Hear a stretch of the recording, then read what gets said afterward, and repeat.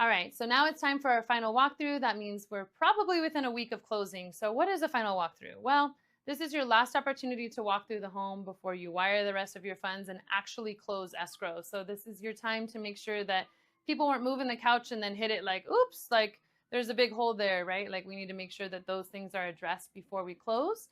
And also to make sure that any repairs that you have requested are completed. So 9 times out of 10, I will get my actual contractors to do the work. And usually it takes place after the close of escrow, just so that way we're kind of out of the family's way and things like that. So a lot of the times repairs take place after, but if the seller is adamant on doing them themselves, the final walkthrough is when you get to check out those repairs.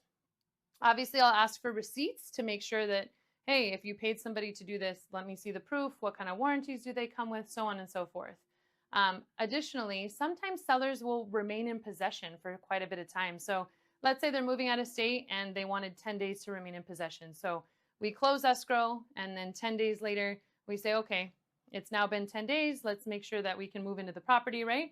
But do we do a final walkthrough within that timeline?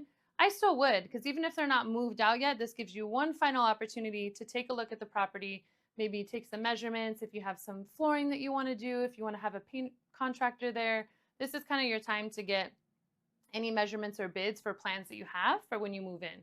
So make sure that you always do a final walkthrough because again, even though we're 3 days away from closing, I've seen some crazy things and we can halt closing if there's something going on with the property, right?